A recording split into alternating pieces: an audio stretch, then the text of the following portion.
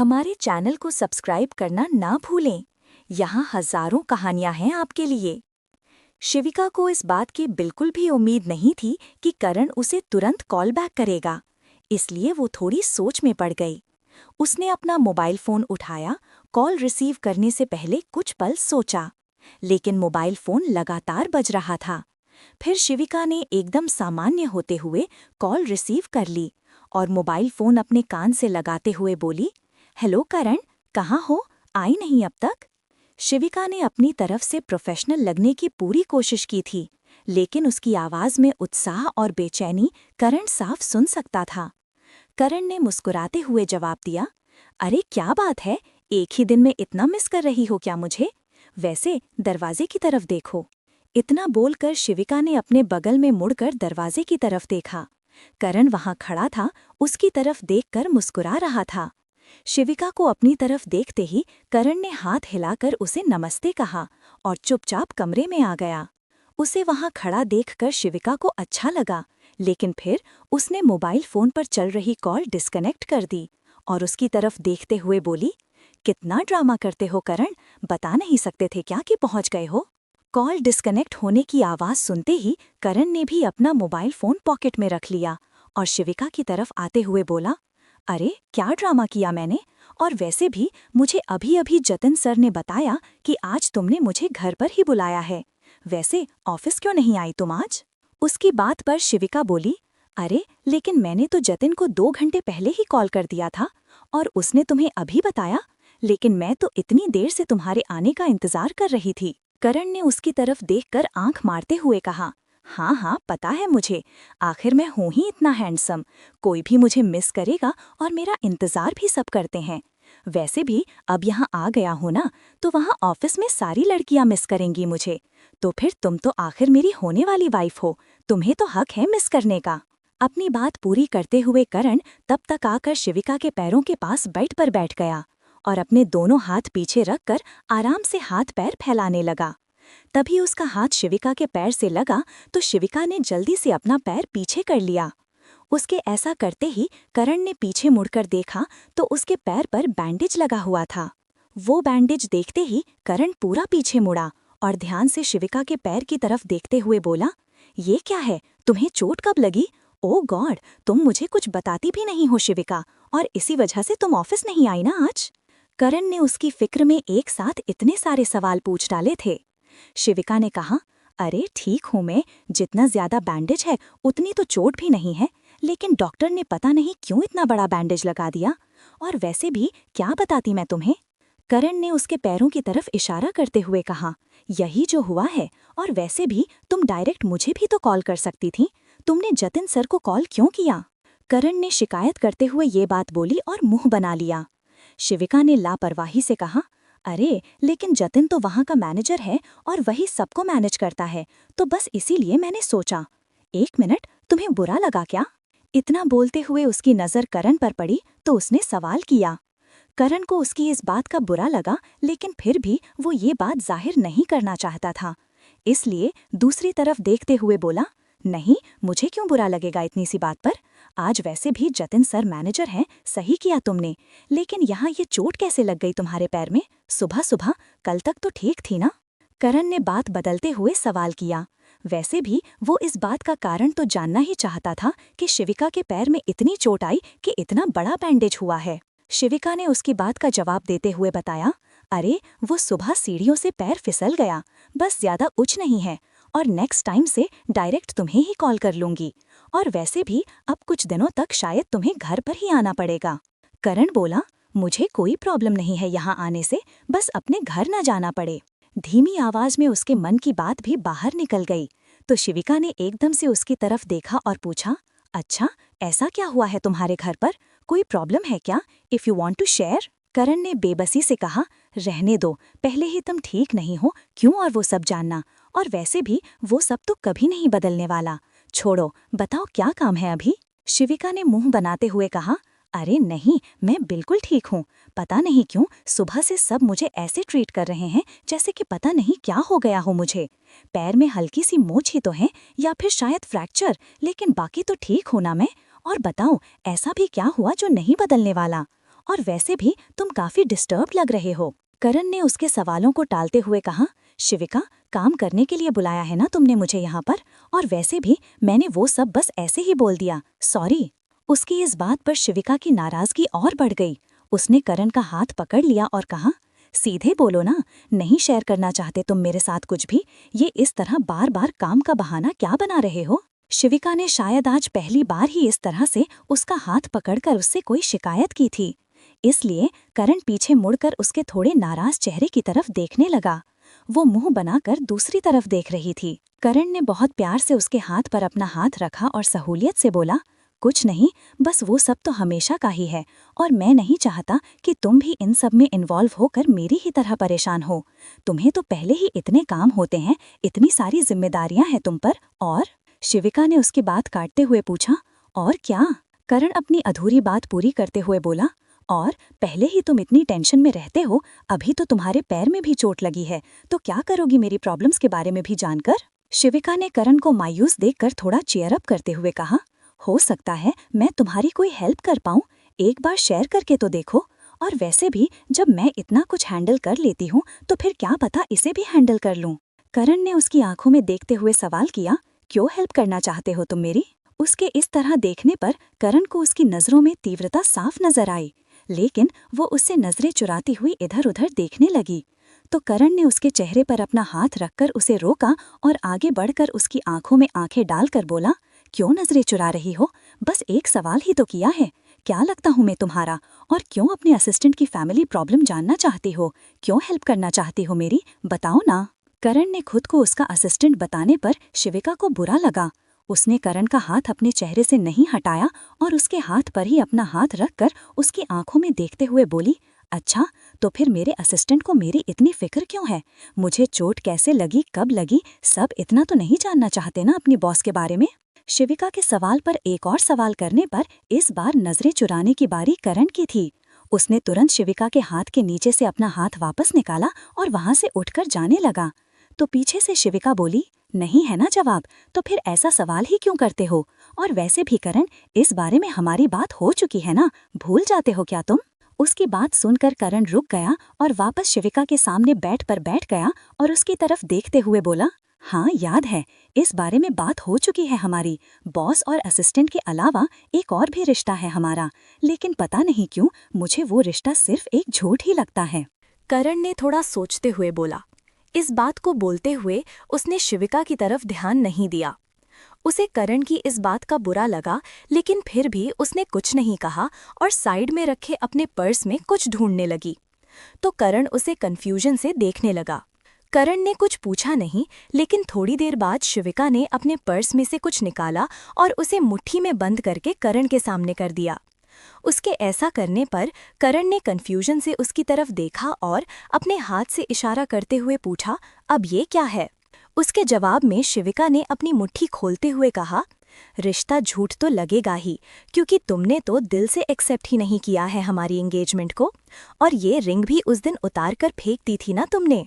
शिविका के हाथ की मुट्ठी खुलते ही करण ने उसकी हथेली पर रखी हुई अपनी एंगेजमेंट रिंग देखी और उसे उस दिन की बात याद आ गई जब उसने वो अंगूठी अपनी उंगली से निकालकर शिविका को वापस कर दी थी। उस दिन ही उन दोनों के बीच काफ़ी चीज़ें स्पष्ट हो गई थीं, लेकिन फिर भी उसे इस रिंग के बारे में ध्यान ही नहीं रहा। लेकिन अभी शिविका की ऐसी ताने भरी बात सुनकर करण ने कहा, उसे तुम सच में एंगेजमेंट मानती हो क्या? एटीट्यूड याद है तुम्हें अपना उस दिन का? शिविका ने उसकी बात का जवाब देते हुए कहा, हाँ सब याद है मुझे, लेकिन रिंग एक्सचेंज तो हुई थी ना। और वैसे भी उस दिन मेरा मूड खराब था, मैं बहुत गुस्से में थी क्योंकि डैड ने मुझे बिना बताए ही एंगेजमेंट फिक्स कर दी थी और मुझे लगा था कि तुम भी उनके साथ मिलकर नाटक कर रहे हो, लेकिन फिर बाद में मुझे पता चला कि। इतना बोलते हुए शिविका चुप हो गई। करण ने मुस्कुराकर उसकी तरफ देखते हुए कहा, हाँ बाद में फिर सच पता चल ही जाता है, और सच ये है कि तुम्हारी तरह मुझे भी कुछ नहीं पता था, सब कुछ मेरे भी पापा ने ही डिसाइड किया था, और उस वक्त मैं भी एंगेजमेंट नहीं करना चाहता था, लेकिन। शिविका थोड़ी मायूसी से बोली, लेकिन मजबूरी में करनी पड़ी ना। कोई बात नहीं, अगर तुम नहीं चाहते तो हम इसे खत्म भी कर सकते हैं, कोई प्रेशर नहीं है तुम पर। करण उसकी बात काटता हुआ बोला, अरे लेकिन मैंने ऐसा कब कहा? उसकी इस बात पर शिविका ने हल्का सा मुस्कुराया, जैसे कि वो करण से जो बुलवाना चाह रही थी उसने वो बुलवा लिया। तो फिर उसकी इस बात पर उसने वो रिंग अपने हाथ में पकड़ी और करण की तरफ इशारा किया। तो करण ने कहा, क्या है, लाओ मुझे दो, मैं पहन लूंगा खुद ही। शिविका ने नहीं में सिर हिलाकर कहा, अरे नहीं, तुम्हें बुरा लगा था ना उस दिन, मैं जल्दबाजी में अंगूठी पहनाकर चली गई थी, इसलिए लाओ आज ठीक तरह से पहना देती हूँ। उसकी बात पर करण ने हैरानी से कहा, क्या? क्रमशः। हमारे चैनल को सब्सक्राइब करना ना भूलें, यहाँ हजारों कहानियां हैं आपके लिए। करण ने हैरानी से कहा, क्या मतलब है इस बात का?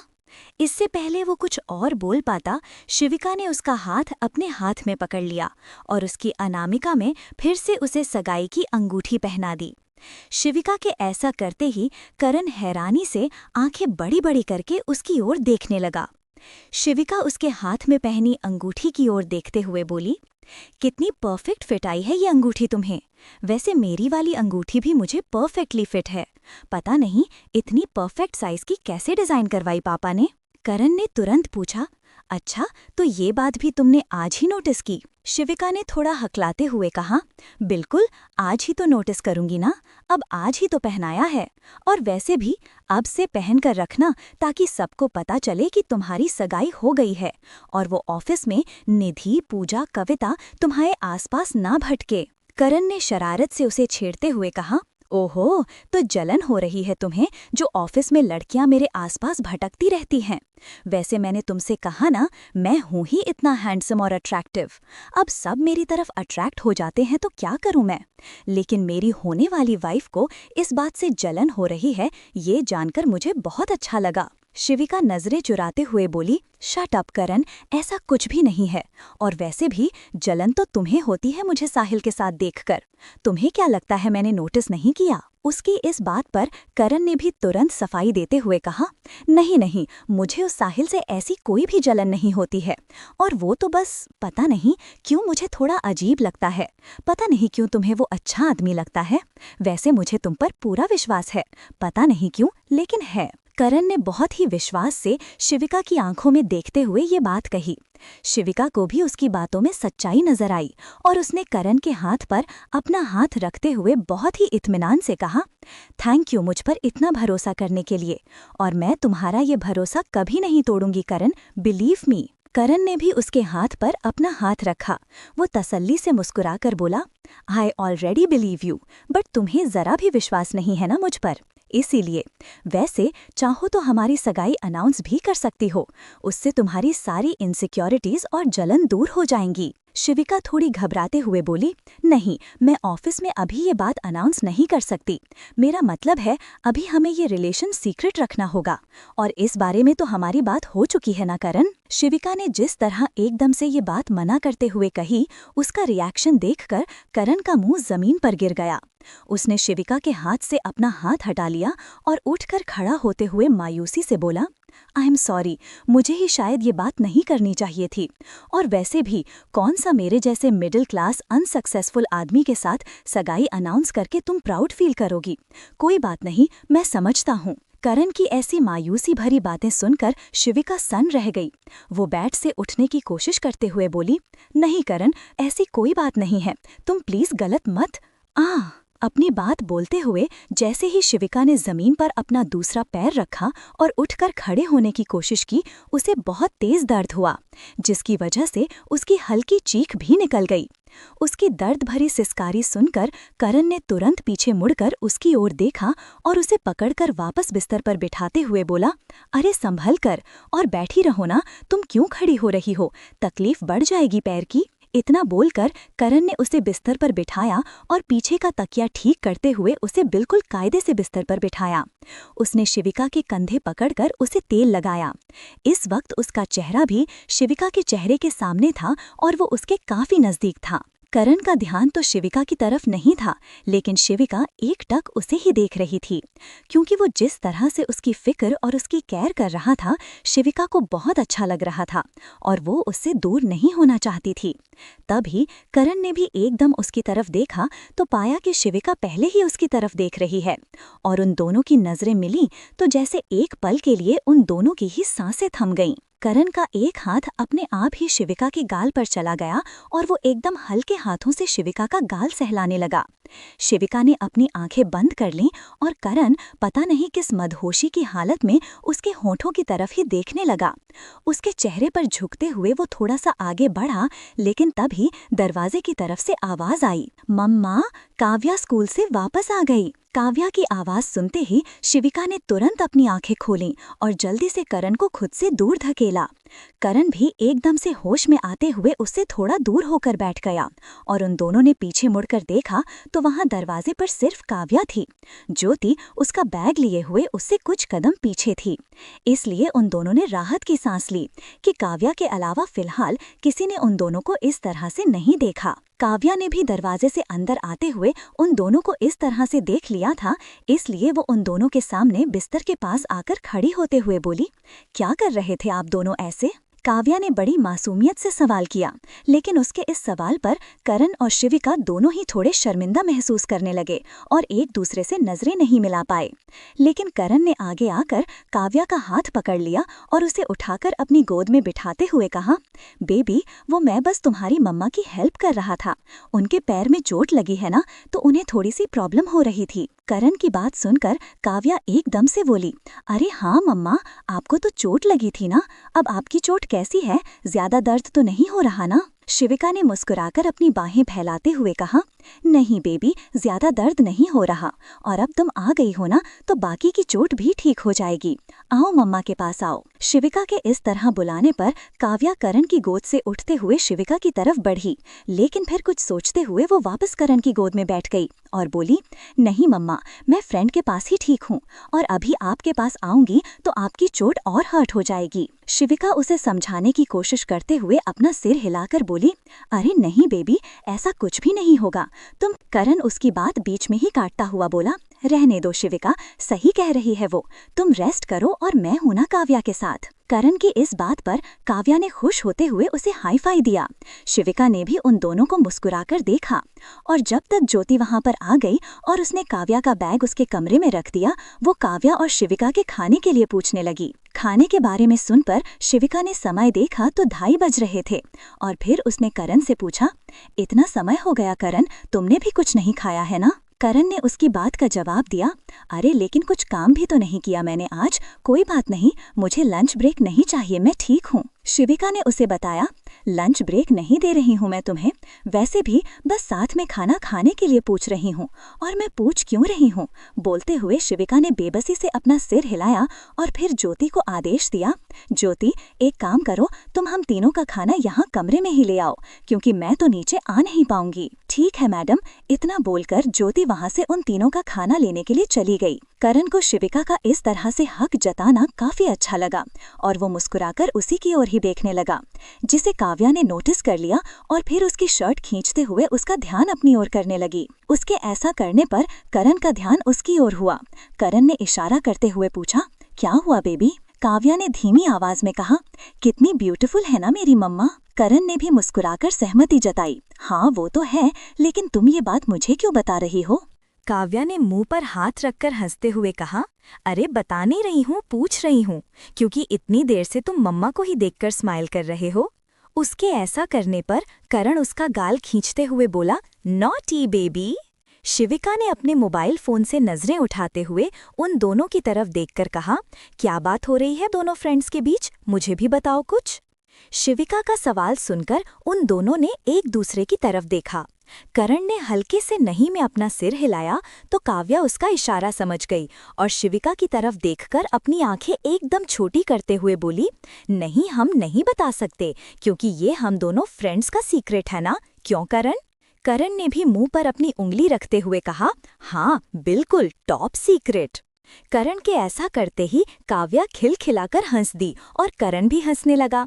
उन दोनों को देखकर शिविका भी मुस्कुरा रही थी, जब तक काव्या एक और मेट के साथ उन तीनों के लिए ट्रॉली में खाना लेकर वहां कमरे में आ गई और उसने साइड में रखी टेबल वहां बिस्तर के पास लगाते हुए उस पर पूरा खाना लगा दिया और खाना लगाकर वहां से चली गई। उसके जाते ही शिविका ने प्लेट में खाना सर्व किया और वो तीनों एक साथ ही खाना खाने लगे। ऑफिस में ऋषभ शिविका की वजह से ऑफिस पहुंच तो गया था, लेकिन उसका ध्यान काम में बिल्कुल भी नहीं लग रहा था और उसका बस वहां से निकलकर भाग जाने का मन कर रहा था।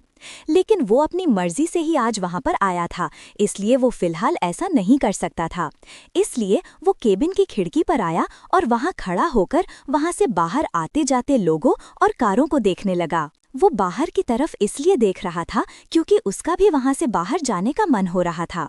लेकिन फिर उसने घड़ी की तरफ देखा तो अभी शाम के 6 बज रहे थे और अभी फिलहाल तो वहां से नहीं जा सकता था, इसलिए बेबसी से वहां पर खड़ा था।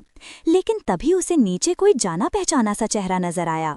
उसका ऑफिस बिल्डिंग के तीसरे फ्लोर पर था, इसलिए उसे पूरा साफ चेहरा तो नहीं नजर आ रहा था, लेकिन कहीं न कहीं वो उस इंसान को पहचानता था, इसलिए उसे समझ आ गया। ऋषभ नीचे की तरफ देखते हुए बोला, ये यहाँ क्या कर रहा है? अरे हाँ, इसका कोचिंग सेंटर, वो भी तो शायद यहाँ आसपास ही है। मैं पहली बार गया था वहाँ पर। खिड़की पर खड़े ऋषभ की नजरें उस लड़के को भी फॉलो कर रही थीं, क्योंकि वो लड़का कोई और नहीं समर था, जिससे ऋषभ पहले भी 2 बार मिल चुका था। लेकिन उसके बाद से उन दोनों की मुलाकात नहीं हुई थी, इसलिए अभी समर को वहां पर देखकर ऋषभ का उससे मिलने जाने का मन कर रहा था। लेकिन ऋषभ को समझ नहीं आ रहा था कि वो उससे किस बहाने से मिले, और तभी उसने अपने हाथ में पहना हुआ ब्रेसलेट निकाला और उसे खिड़की से नीचे फेंक दिया, ठीक उसी वक्त जब समर वहां से गुजर रहा था। क्रमशः